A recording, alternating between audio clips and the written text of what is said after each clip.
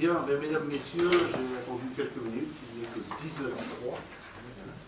Ceci étant, je propose que nous attaquions les travaux de ce conseil municipal, donc de ce 11 février 2014. Si vous en êtes d'accord, je proposerai à Madame Isabelle Jalin d'assurer le secrétariat de séance. Alors, et je vous demanderai, Madame Jalin, de procéder à l'appel nominal des conseillers municipaux. À vous la parole. Merci, Monsieur le maire.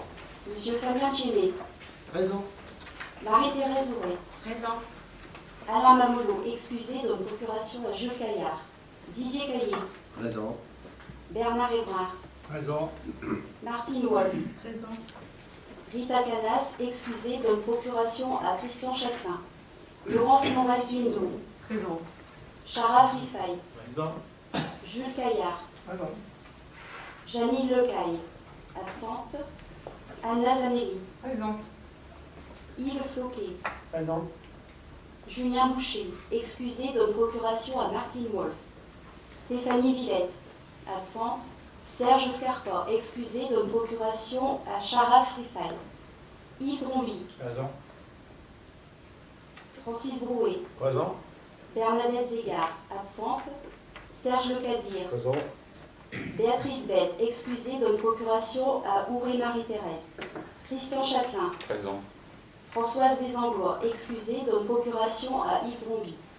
Isabelle Jalin, présente. Isabelle Lebec, absente.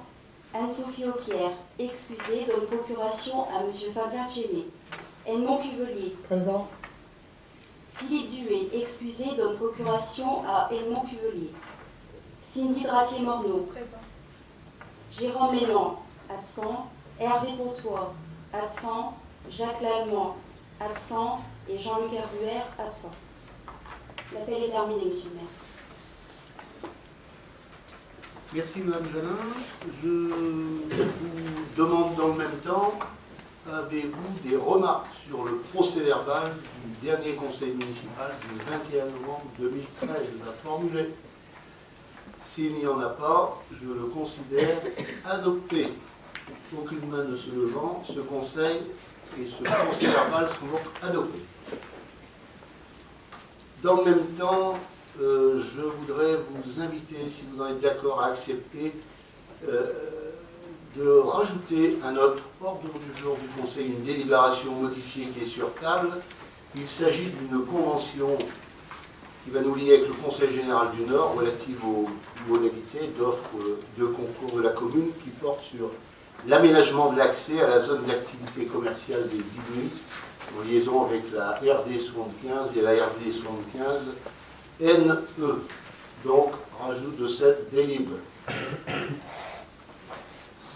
Je considère cette proposition retenue également.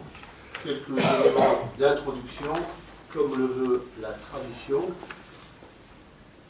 Tout d'abord, je veux à nouveau excuser notre collègue et ami Alain Mamolo, qui était l'objet d'une intervention chirurgicale bénigne, mais qui va vite, comme on dit, nous retrouver et lui souhaiter, donc, lui adresser notre amitié et lui souhaiter un prompt rétablissement. Rita Canas, en ce qui la concerne, dans le cadre de ses fonctions professionnelles, est retenue sur le littoral de notre région Nord-Pas-de-Calais. Si elle le peut, elle nous rejoindra pendant la séance. Ceci étant, c'est avec fidélité que nous présenterons notamment les interventions qui la concernent dans le cadre du déroulement de cette séance. La vie municipale, comme vous le savez, est dense, elle est variée, mais il existe dans le même temps des moments plus agréables que d'autres, comme dernièrement, la municipalité a décidé de planter un arbre dans chacune de nos écoles.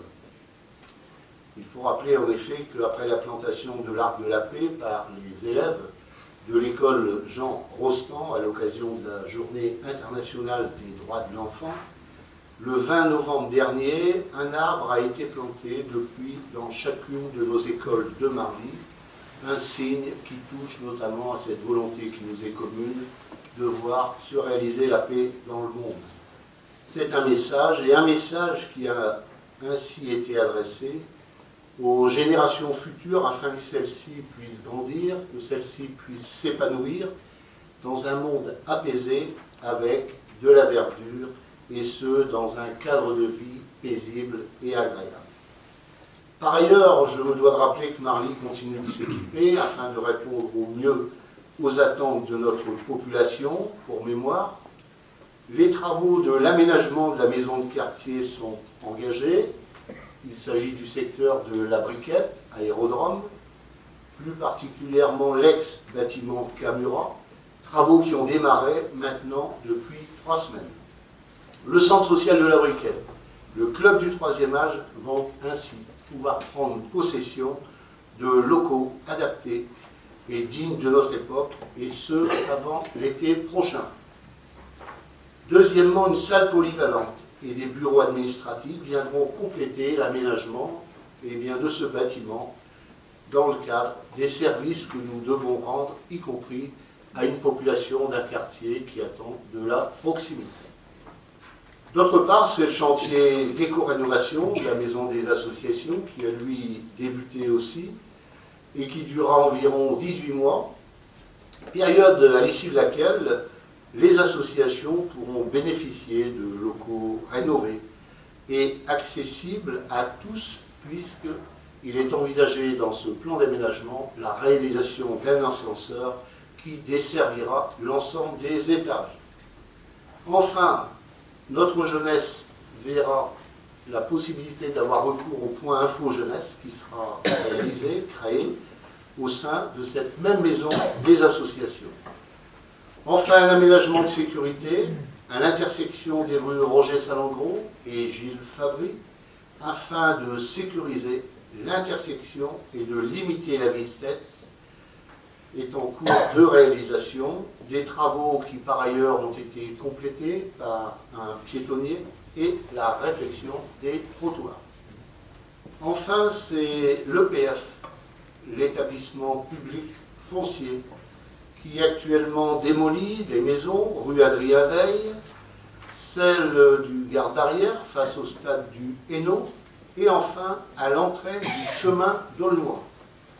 Votre municipalité a décidé, après avoir maîtrisé le foncier, de créer les conditions qui permettront ainsi la réalisation d'une voie nouvelle sur l'emprise de l'ancienne voie ferrée qui va du nouveau stade du Hainaut, route d'Aulnois, jusque l'ancien pont, comme on l'appelait communément, le pont des Imbéciles.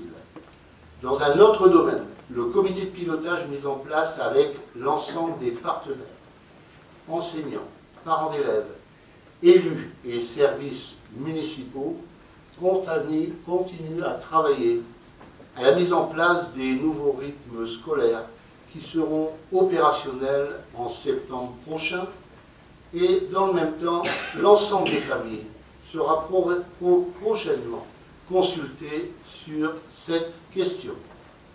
Je terminerai enfin mon propos en adressant mes remerciements à l'ensemble des élus qui, pendant ces 6 années de mandat, ont participé, en fonction de leurs possibilités, leurs moyens, à la vie, à la gestion municipale. Merci d'avoir travaillé au sein de cette assemblée communale, au sein des différentes commissions, et aussi par une présence soutenue sur, comme on dit, le terrain, dans le cadre de rapports nouveaux, avec la vie associative, sportive, culturelle, avec l'ensemble des forces vives, avec ce souci qui nous est commun, servir l'intérêt général et non se servir. Certaines et certains d'entre vous, pour des raisons qui leur sont personnelles, ont souhaité ne plus se représenter, et bien entendu, je respecte et nous respectons ces choix. Cependant, je veux saluer élus de la majorité, élus de l'opposition, tous qui ont su faire notamment passer cette démarche de l'intérêt général, et ce avant les intérêts particuliers, sans esprit partisan. Et pour cela, je souhaitais bien entendu vous remercier tous et toutes publiquement dans le cadre de ce dernier conseil municipal. Je propose donc maintenant que nous passons à l'ordre du jour de ce conseil municipal avec 2 questions qui seront présentées en lieu et place de notre ami Didier Caillé, adjoint aux finances, par notre première adjointe, Marie-Thérèse Houret. À vous, Madame Houret. Il s'agit tout simplement d'une attente, comme on dit, de lunettes à rénover qui nécessite, comme on dit, d'être secondée, et ce, dans le cadre de la parité, par la première adjointe. Monsieur Caillé, vous en êtes d'accord? C'est ce que vous m'avez proposé. Alors, à vous, Madame Houret. Merci, Monsieur le maire. Alors, autorisation de liquider, mandater et engager les dépenses d'investissement avant le vote du budget primitif 2014. Conformément au Code général des collectivités territoriales et son article L1612-1, dans le cas où le budget de la commune n'a pas été adopté avant le 1er janvier de l'exercice auquel il s'applique, le maire est en droit, jusqu'à l'adoption de ce budget, de mettre en recouvrement les recettes et d'engager, de liquider et de mandater les dépenses de la section de fonctionnement dans la limite de celles inscrites au budget de l'année précédente. Il peut également mandater les dépenses afférentes au remboursement en capital des annuités de la dette venant à chaque échéance avant le vote du budget. Enfin, jusqu'à l'adoption du budget, le maire peut, sur autorisation du conseil municipal, engager, liquider et mandater les dépenses d'investissement dans la limite du quart des crédits ouverts au budget de l'exercice précédent, non compris les crédits afférents au remboursement de la dette. Afin d'assurer une continuité de fonctionnement des services, il est proposé au conseil municipal d'autoriser monsieur le maire à engager, liquider et mandater les dépenses d'investissement dans la limite du quart des crédits ouverts au budget primitif 2014. Merci Madame Houret. Y a-t-il des demandes d'intervention sur ce projet de délibération? Il est bien entendu que ces questions ont été examinées en amont, tant par les commissions concernées que par notre bureau municipal. Alors, je propose dans ce cas de vous manifester en approuvant cette délibération en levant la main. Celles et ceux qui sont pour le manifeste. Avis contraire, abstention. Nous passons à une seconde délibération qui rentre dans le cadre d'une avance sur laquelle nous devons délibérer comme chaque année concernant la subvention au CCAS dans l'attente du vote du budget qui interviendra dans le cadre de la nouvelle mandature avec la nouvelle majorité en avril prochain. À vous, Madame Houret. Merci, Monsieur le maire. Monsieur le maire informe l'Assemblée que le Centre communal d'action sociale sollicite une avance sur subvention pour assurer son fonctionnement jusqu'au vote du budget primitif 2014. Cette avance sera prise en compte lors du vote par le conseil municipal de la subvention annuelle de fonctionnement du Centre communal d'action sociale. Il est proposé au conseil municipal d'accepter le versement d'une avance de 40 000 € au Centre communal d'action sociale sur la subvention de l'année 2014. Il est précisé que les crédits seront inscrits au budget primitif 2014 sur la fonction 520. Voilà, monsieur le maire. Y a-t-il des demandes d'intervention? Aucune main ne se levant. Celles et ceux qui sont pour le manifeste en levant la main. Avis contraire. Abstention. Nous passons ensuite avec une question qui touche à la protection fonctionnelle d'agents communaux et donc municipaux. Selon la législature en vigueur, les fonctionnaires bénéficient à l'occasion de leurs fonctions d'une protection organisée publique qui les encourt. Elle est tenue de protéger dans le même temps les fonctionnaires contre les menaces, violences, voies de fait, injures, diffamations ou outrages dont ils pourraient être victimes à l'occasion de leur fonction et réparer ainsi le préjudice qui en est résulté.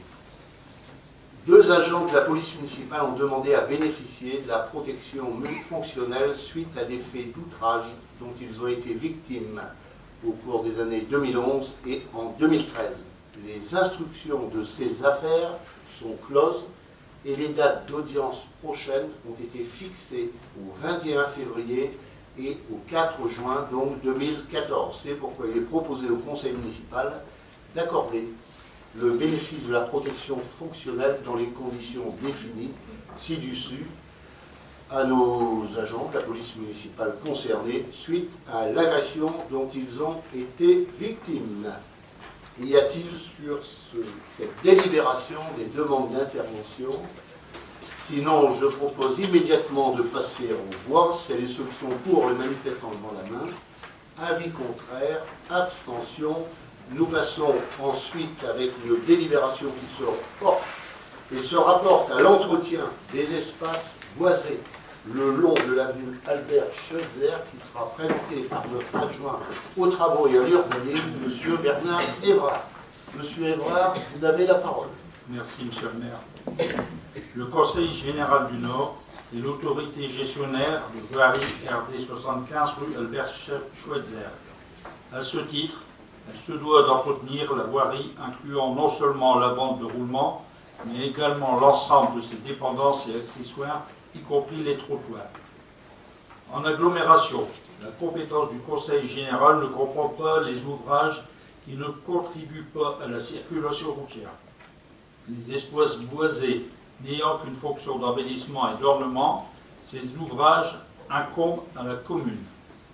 La présente convention a pour objet de préciser les compétences respectives en la matière et propose qu'en cas d'urgence, en regard de la sécurité des usagers, le département pourra diligenter en fonction de ses moyens une équipe d'intervention. Il est proposé au conseil municipal d'autoriser Monsieur le maire à signer la convention relative à l'entretien des espaces boisés de la RD 75 entre la PR 6 plus 0741 et la 7 plus 0348 sur le territoire de la commune de Marly. Voilà, monsieur le maire. Merci, M. Évrard. Y a-t-il des demandes d'intervention? Il est évident que c'est une convention importante qui contribue notamment à assurer la sécurité des biens et des gens. Et puis on est en même temps aux abords de toute une cité scolaire. C'est important, en remerciant, si je peux me le permettre, le département pour les efforts notoires qui sont réalisés dans ce cadre, comme dans d'autres, pour notre ville de Marly. Y a-t-il des demandes d'intervention? Je ne vois aucune main se lever. C'est ceux qui sont pour le manifeste en levant la main. Avis contraire, abstention, je n'en vois pas. Cette délibération est donc adoptée. Nous passons ensuite avec le projet d'installation de vidéoprotection. Place de Homme, avenue des Lilas, qui est donc située, comme vous le savez, dans le quartier des Floralies. Et enfin, la place Louise Michel, dans le quartier des Fontinettes.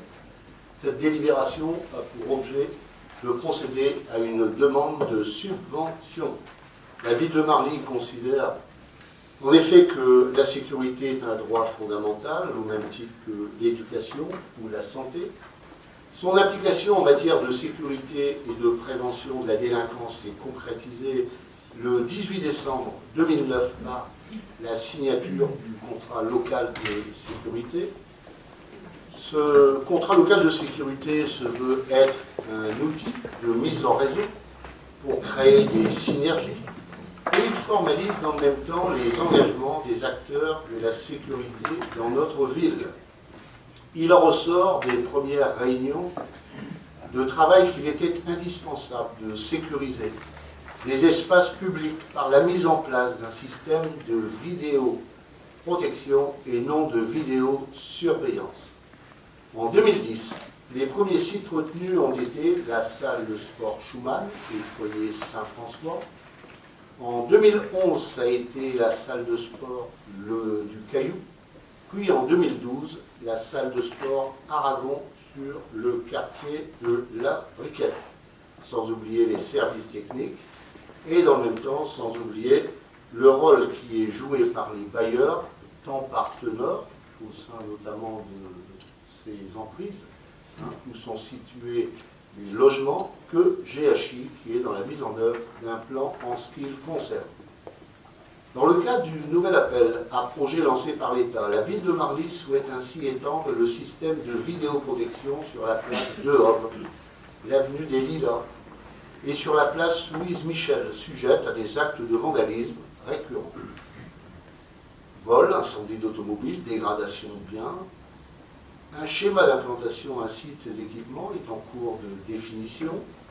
en respectant les dispositions légales appliquées en la matière, notamment en ce qui concerne les demandes d'autorisation auprès de la préfecture ou encore la Commission nationale d'information des libertés. Le montant estimé des travaux est de 52 000 € hors taxe, soit 62 400 € TTC. L'État pourrait intervenir ici à hauteur de 50% du coût de la dépense d'investissement.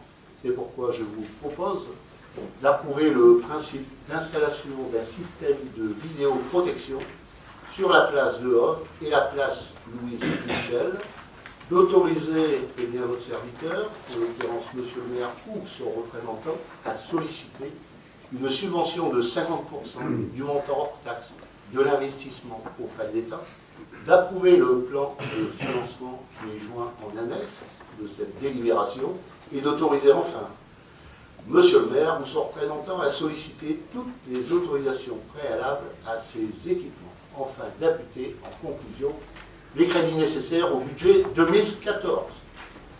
Voilà résumé une démarche nouvelle dans le cadre de la volonté qui nous rassemble à partir des compétences et des prérogatives qui sont les nôtres d'avancer sur ces aspects qui touchent à la sécurité. Je veux remercier cependant, en lieu et place de votre collègue et ami Rita Canas, le comité local, le CLSPD, comme on dit, sécurité, prévention, dépendance, qui a joué un rôle considérable avec tous les partenaires. Je pense notamment à tout ce qui touche à la vie du comité de pilotage. Je pense aux services de l'État, représentés par monsieur le sous-préfet.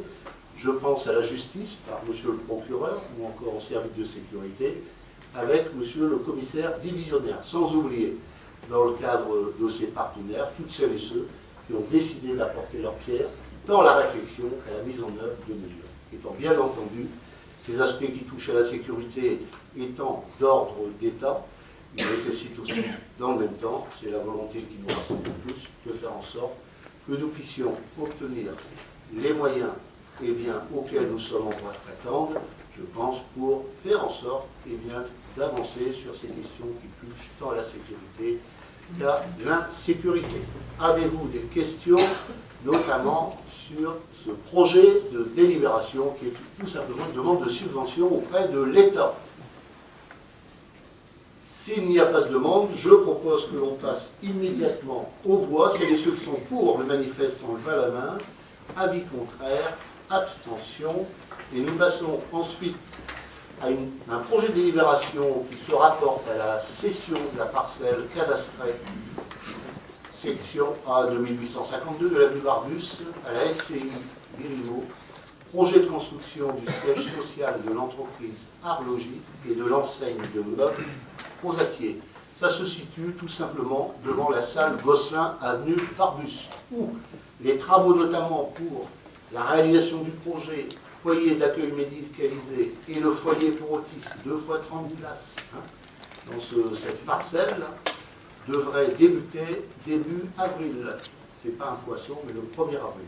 Deuxièmement, à cela, il y a la parcelle qui est limitrophe à l'intersection de la RD 75 et de l'avenue Barbus, sur laquelle j'invite M. l'adjoint aux travaux et l'urbanisme à présenter le projet dans le cadre de la vente de ces terrains. Merci M. Hérard. Merci M. le maire. Le 16 février 2011, la commune a acquis la parcelle cadastrée section A 1734 d'une superficie de 12 641 m² au centre hospitalier de Valenciennes en vue de permettre la construction du foyer d'accueil médicalisé pour autistes et handicapés mentaux. La partie du terrain nécessaire à ce projet, 7054 m², a donc été cédée à la société Alterna le 24 septembre 2012. Après division cadastrale de la parcelle A1734, la commune reste propriétaire de la parcelle A2852 d'une superficie de 4052 m² et A2853 d'une superficie de 294 m². Un groupe de travail a donc été constitué en vue d'étudier différents projets pouvant être construits sur la parcelle cadastrée section A2852. et celui-ci a été retenu le projet de construction du siège social de l'entreprise de construction de maisons individuelles Arlogie et de l'enseigne de meubles Rosatier. Ce terrain a été estimé par les domaines le 15 janvier 2014 à 215 000 €. La SCI Vérimo ayant accepté d'acquérir cette parcelle au prix de 60 € le mètre carré, soit au prix de 243 120 €. Il est proposé au conseil municipal de se prononcer favorablement sur la cession de la parcelle cadastrée avenue Barbus d'une superficie de 4052 m² à la SCI Vérimo, de décider d'insérer dans l'acte authentique et l'avant-contrat, le cas échéant, les clauses suivantes. À défaut de les respecter, l'offre deviendra caduque. Le dossier de demande de permis de construire pour la construction des 2 bâtiments à usage commerciaux devra être déposé dans un délai maximum de 1 an à compter de la présente délibération. L'ensemble des frais de raccordement au réseau de distribution, les frais éventuels d'extension de réseau sur le domaine public seront à la charge de l'acquéreur. L'acte authentique devra être signé au plus tard dans un délai de 6 mois à compter de la date de délivrance du permis de construire purgé de tout recours. De préciser que si le gros œuvre objet du permis n'a pas commencé dans un délai de 3 ans à compter de la signature de l'acte notarié, la commune se réserve expressément la faculté de rachat prévue aux articles 16, 59 et suivis du Code civil, que l'acquéreur soit encore propriétaire du terrain ou qu'il l'ait aliéné. De se prononcer favorablement sur la construction d'une servitude de passage sur la parcelle cadastrée à 2853 au profit des propriétaires, d'autoriser Monsieur le maire de signer l'acte de transfert de propriété ainsi que toutes les pièces nécessaires à cet acte. Voilà, Monsieur le maire. Merci, Monsieur Évrard. Y a-t-il des demandes d'intervention sur ce dossier qui sera une contribution non négligeable à l'aménagement de cette entrée de ville par ailleurs et qui sera, comme on dit, dans le cadre des projets innovants, l'arrivée de Crozatier, et deuxièmement un siège social, avec dans le prolongement le milieu du handicap, très précieux, et auquel nous tenons tous particulièrement, en sachant combien les familles doivent avoir recours à la Belgique pour placer les enfants. Bien, y a-t-il des demandes d'intervention? Je ne vois aucune main se lever. Celles et ceux qui sont pour le manifeste en levant la main. Avis contraire, abstention, je n'en vois pas. Nous passons ensuite toujours avec M. Bernard Évrard sur le projet de plan de déplacement urbain qui a été adopté à l'unanimité par le comité syndical du SICUR le 12 novembre 2013. À vous, M. Évrard. Merci, Monsieur le maire.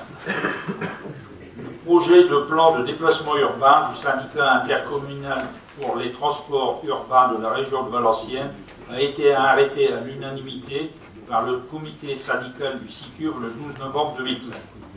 Conformément à l'article L 1214-15 du Code des transports, le projet est soumis pour avis aux conseils municipaux, généraux, régionaux, ainsi qu'aux autorités administratives compétentes de l'État. La démarche de révision du PDU s'inscrit dans le cadre des dispositions de la loi sur l'air, l'utilisation rationnelle de l'énergie, de la loi solidarité et renouvellement urbain, de la loi pour l'égalité des droits et des chances, la participation et la citoyenneté des personnes handicapées, et en perspective des dispositions qui devraient être prises dans les lois Grenelle de l'environnement. Le PDE est un document d'orientation, de planification à moyen terme, 10 ans, de la politique globale des déplacements. Il définit les principes généraux de l'organisation des transports, de la circulation et du stationnement dans le périmètre des transports urbains. Le premier PDU de l'agglomération de Valenciennes a été approuvé en 2001 et a été révisé en 2005 sur les 75 communes du périmètre du SICUR. Sa nouvelle version permet l'actualisation du PDU sur un périmètre de 81 communes du Valenciennes. Il a pour objet principal l'utilisation rationnelle de la voiture et la valorisation des piétons, de roues et transports en commun. Le PDU s'impose au plan local d'urbanisme à chaque commune du territoire du Valenciennois. La mise en œuvre reposera sur 3 fondements inhérents à l'organisation de l'agglomération de Valenciennes.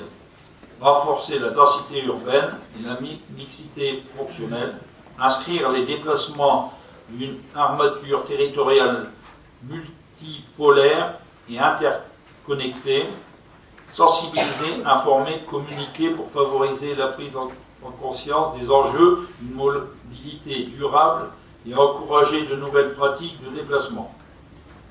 Le document s'appuie sur 6 axes privilégiés, déclinés en 25 fiches actions. Articuler les politiques d'urbanisme et de mobilité, renforcer la mobilité pour tous, développer un système de mobilité à coût maîtrisé, maîtriser les circulations automobiles via l'ensemble des outils disponibles, confirmer la mobilité dans son rôle de vecteur de dynamisme économique, favoriser le changement du comportement de mobilité. Il est prononcé au conseil municipal de se prononcer favorablement sur le projet du PDU arrêté par le conseil syndical du SICUR le 12 novembre 2013. Voilà, monsieur le maire. Merci, monsieur Évrard. Y a-t-il des demandes d'intervention après cette communication, délibération du CIRCUR, adoptée par son comité syndical à l'unanimité? Celles et ceux, c'est le principe, qui sont pour le manifeste en levant la main. Avis contraire, abstention. Nous passons ensuite avec, présenté par Marie-Thérèse Couret, une sollicitation du CAN, donc le Fonds départemental d'aménagement du Nord, dans le cadre de cette section haute qualité environnementale, demande de subvention au Conseil général du Nord, qui a fait preuve, vous aurez pu le constater, de beaucoup de générosité vis-à-vis de notre ville de Marly. À vous, Madame Ledroll. Merci, monsieur le maire. La ville mène actuellement le projet de rénovation de la maison des associations située rue des Ateliers. En partenariat avec le conseil régional, le conseil général, la communauté d'agglomération Valenciennes Métropole et la maison de l'emploi, le projet vise à répondre aux obligations en termes énergétiques et d'accessibilité, ainsi qu'à une meilleure fonctionnalité. Innovant, le projet sera réalisé en partie par un chantier d'insertion. Le bâtiment rendra alors un meilleur confort d'usage pour les associations de la commune et sera une vitrine de la dynamique environnementale développée sur le chantier et le quartier. Le budget prévisionnel est de 763 255,32 € hors taxe. Toutefois, toutes ces dépenses ne sont pas subventionnables. Faisant suite à l'étude du Fonds départemental d'aménagement du Nord, l'assistance maîtrise d'ouvrage haute qualité environnementale, financée par le Conseil général, la ville peut donc, pour la partie travaux, solliciter le Conseil général du Nord à hauteur maximale de 210 000 €. Il est proposé au Conseil municipal d'autoriser monsieur le maire à solliciter le Conseil général à hauteur maximale pour ce projet, d'autoriser monsieur le maire à transmettre tous les documents permettant de solliciter cette subvention et d'autoriser monsieur le maire à signer tous les documents s'y rapportant. Merci, Madame Ledroll. Dossier très important, vous vous doutez, dans le cadre du prochain mandat, cette maison des associations, pour laquelle nous avons tenu à aller vers une véritable concertation et surtout à créer les conditions pour obtenir toutes les subventions possibles auprès de toutes les institutions et organismes concernés. 18 mois de travaux, tout cela est parti et je pense qu'on a une chance à saisir dans le cadre de ce que nous offre le Conseil général du Nord du point de vue de ses politiques en matière d'aide au Fonds départemental d'aménagement du Nord. Y a-t-il des demandes d'intervention? Alors, celles et ceux qui sont pour le manifeste en levant la main, avis contraire, abstention, je n'en vois pas. Alors, nous passons ensuite avec une délibération très importante qui est une convention relative aux modalités d'offre de concours de la commune et qui s'inscrit dans le cadre de l'aménagement d'accès à la zone d'activité commerciale des 10 nuits. Alors, la ville de Marly a réservé une partie de son territoire à l'accueil du développement économique et commercial sur la zone des 10 nuits. Le périmètre a été identifié au schéma d'aménagement et d'urbanisme, ainsi qu'au plan local d'urbanisme. Les voies d'accès immédiates sont départementales. À ce titre, la ville de Marly a saisi le Conseil général du Nord afin que celui-ci adapte son réseau à la vocation future de ces espaces. Ces travaux sont rendus nécessaires par un enjeu local. Il revient donc à la collectivité de participer au financement de ceux-ci. Ainsi, la ville de Marly a proposé d'apporter son concours au département afin d'améliorer et d'aménager la desserte de la zone depuis les RD 75 et RD 75 NE en adéquation avec le trafic prévisionnel généré par la ZACOM, cette zone d'aménagement commercial, et ainsi garantir l'accessibilité des activités depuis la voie publique.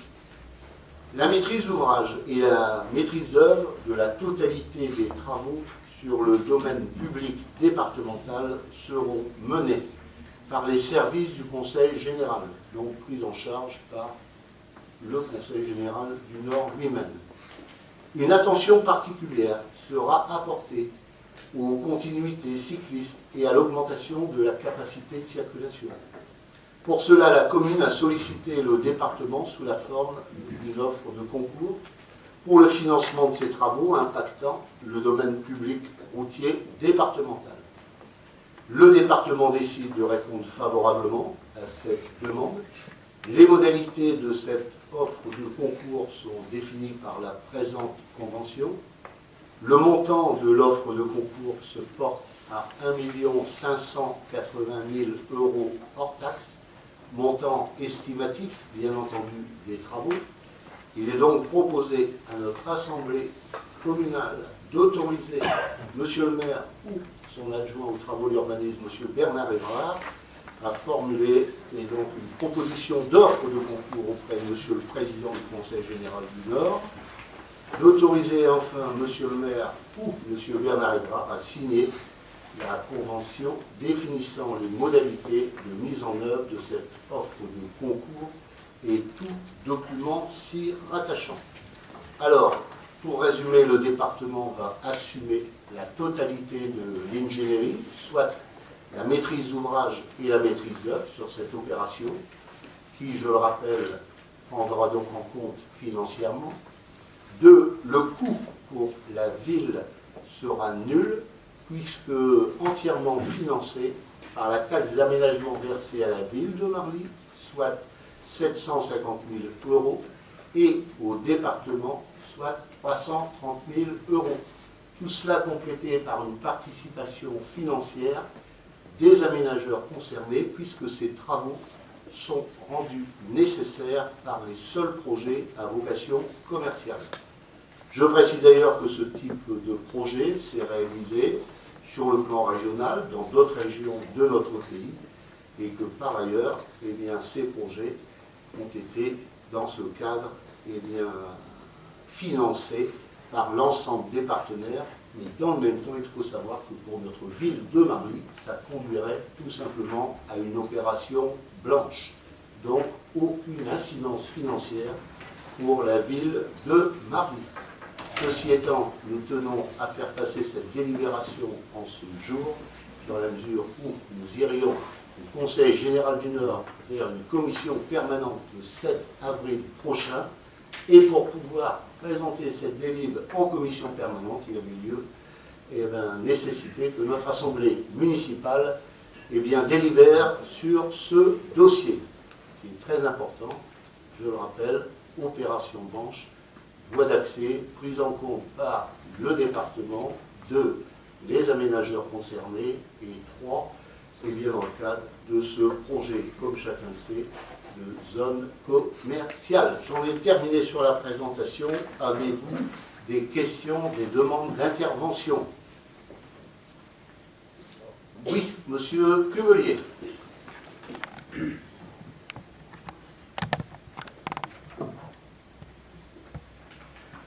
La lecture de cette délibération et de la convention jointe m'a interpellé. Je n'ai qu'une connaissance partielle de ce dossier, mais elle me suffit pour me poser la question, ne va-t-on pas mettre la charrue avant les bœufs? Pourquoi? Le 17 février prochain, le CIPES doit approuver ou non la création du premier schéma de cohérence territoriale du Valenciennois, document d'urbanisme majeur. Ce faisant, il met fin ou non au schéma directeur d'urbanisme approuvé le 13 décembre 2002, d'où une question. Ce nouveau document d'urbanisme confirmera-t-il ou infirmera-t-il les options et orientations de l'ancien, notamment en matière d'équipement commercial? Fera-t-il l'objet de recours ou non devant les juridictions administratives? Face à ces interrogations, je pense que la sagesse nous recommande de reporter cette délibération, d'attendre que la situation juridique s'éclaircisse et se stabilise durablement, avant d'engager la ville sur la voie d'une dépense importante. 1 580 000 € hors taxe, 1 880 000 TTC, ou pour un vieux pépère comme moi, 1 250 544 700 francs CFA. Il s'agit de ne pas se tromper. D'où ma proposition de report. Je précise que c'est mon opinion personnelle. En conséquence, lors du vote, je ne leverai qu'une main.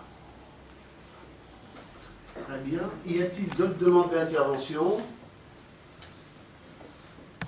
On est donc dans une phase, bien entendu, chacun sait que c'est un dossier qui nous tient pour un certain nombre d'entre nous, particulièrement à cœur. C'est l'aménagement de cette zone d'activité commerciale. Je tiens à rappeler que celle-ci est en zone d'activité économique depuis les années 84. Que deuxièmement, il y a eu, comme on dit, toute une série et tout un dispositif de mise sur pied en vue de répondre dans le cadre de ce projet, notamment de développement de la zone d'activité commerciale, à partir notamment d'enseignes qui souhaitent venir ici même en bordure de l'autoroute, en proximité du secteur frontalier, comme chacun le sait, la Belgique, à partir d'études qui font que nous pourrions aller vers non pas une casse de l'activité commerciale, mais une relance de toutes les activités, non seulement commerciales, mais économiques.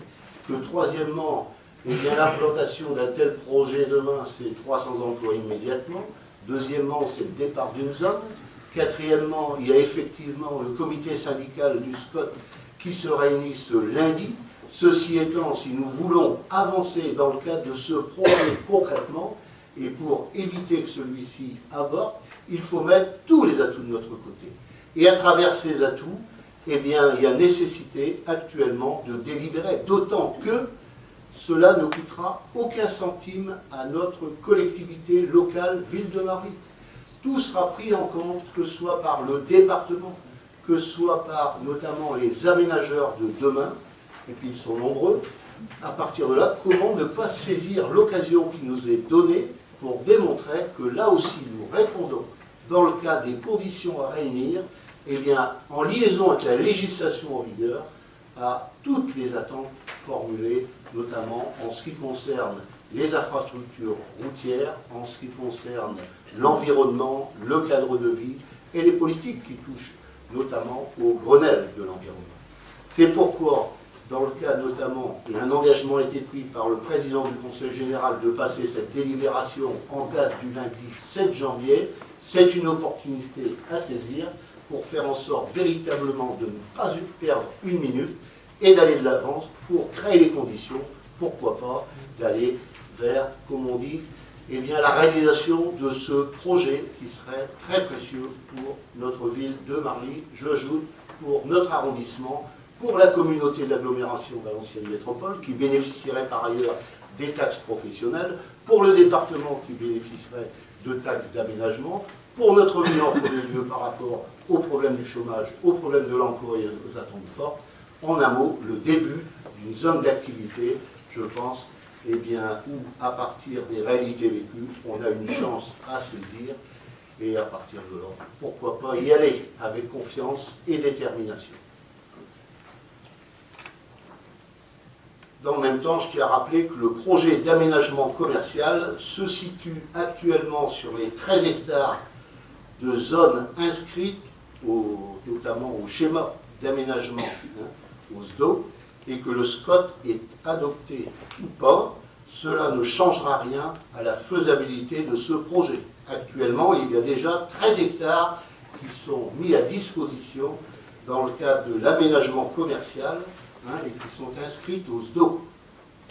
Alors là, on va vers un plus, voyez-vous. Donc, pour dire qu'on ne met pas la charrue avant les bœufs, on est dans le cadre bien, de la poursuite, dans le temps, mais avec la nécessité de passer maintenant à la concrétisation de celui-ci, bien, d'un projet qui, je pense, bien, est très attendu, même s'il y a des bords, ça c'est la vie démocratique, ça c'est, comme on dit, l'échange, c'est l'approche diverse de questions.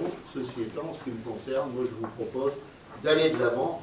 Je rappelle, projet d'aménagement commercial qui se situe sur les 13 hectares de zones actuellement existantes, au SDO, et que le SCOT est adopté ou pas, cela ne change rien à la faisabilité de ce projet. C'est-à-dire que la réunion qui a lieu lundi, qui n'est pas secondaire pour le vote sur le SCOT, car le SCOT a été adopté déjà à l'unanimité en juillet dernier, le vote, ce sera une chose très importante. Ce comité syndical du SCOT, il n'en reste pas moins que, voter ou pas, les 13 hectares existent déjà et sont inscrits au SDO. Ce n'est donc pas une chose nouvelle. Je pense m'être fait comprendre comme il se doit. Y a-t-il d'autres demandes d'intervention? Sinon, je propose que l'on passe aux voix. Donc, en conformité avec le SDO, possibilité de faire avancer ce projet.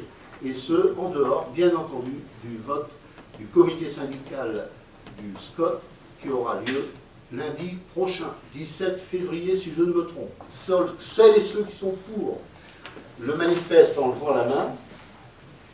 Avis contraire. Abstention.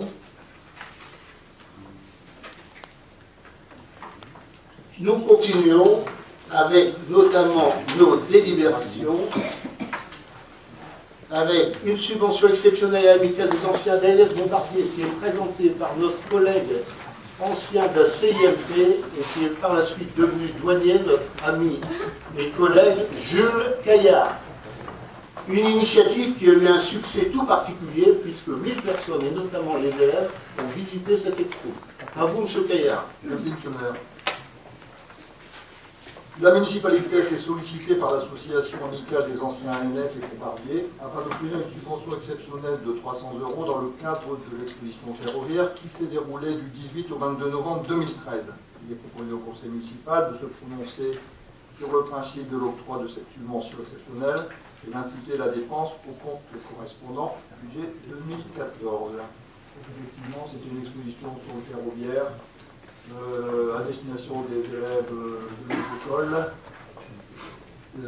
plus quelques classes du collège également qui en ont bénéficié.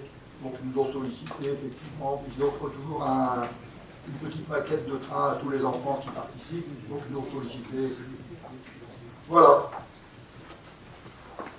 Je vous propose que l'on passe à l'approbation de cette délibération. Celles et ceux qui sont pour le manifeste en levant la main. Avis contraire, abstention, je n'en vois pas.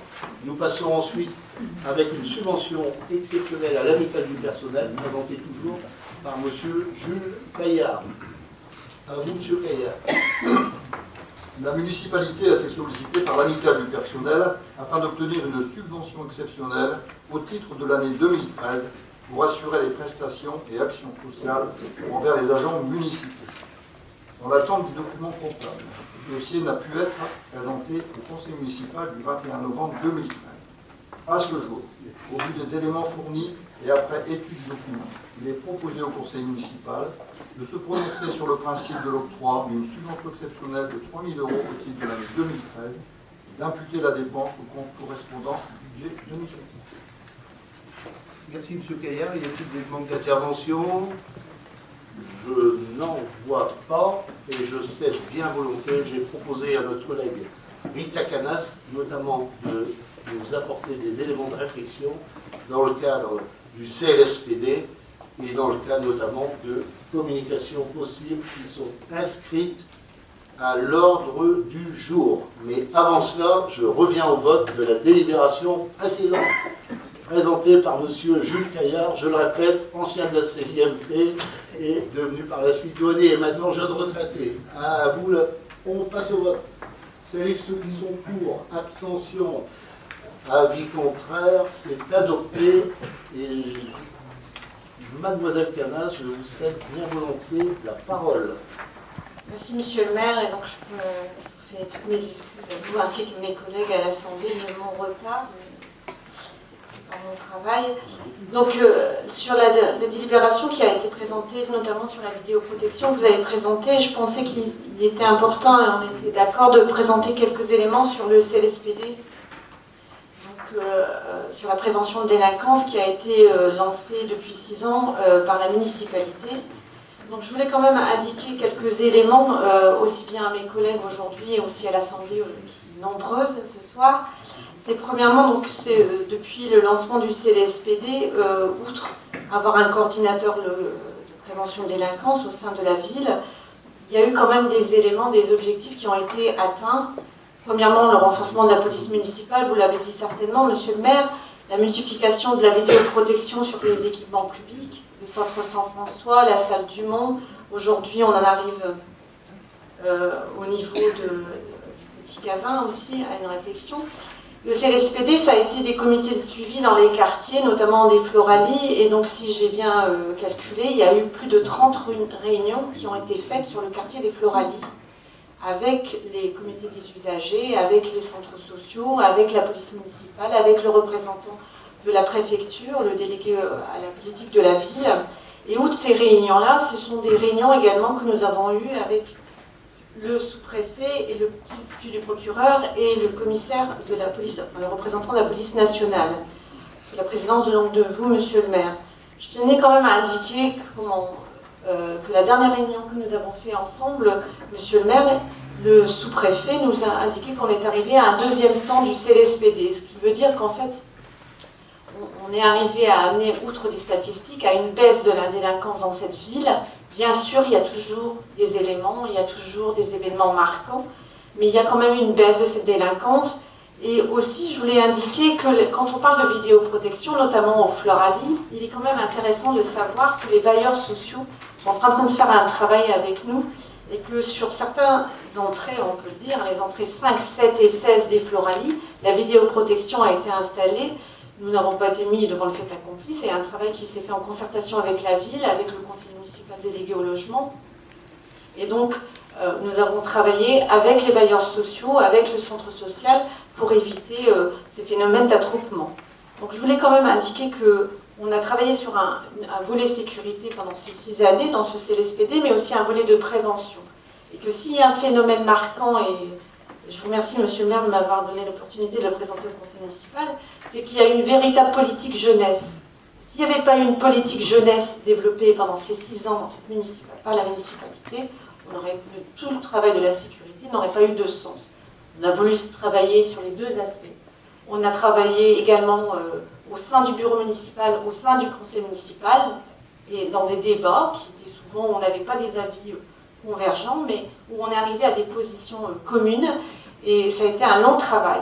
Et donc, quand même, ce thème de la sécurité, c'est un thème qui est national, c'est un thème qui est cher à tous les habitants, parce qu'il est normal qu'un habitant qui habite sur Marly et comme ailleurs ait un cadre de vie de qualité et que la sécurité lui soit garantie.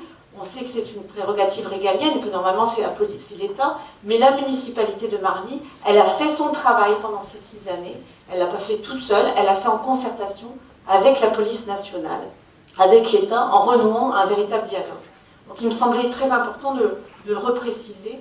C'est peut-être pas quelque chose qu'on voit tous les matins, que vous verriez qu'on voit que c'est marquant dans un bâtiment, mais la prévention des délinquances, le CLSPD, ça a été quand même quelque chose que les habitants peuvent voir aussi dans le quotidien.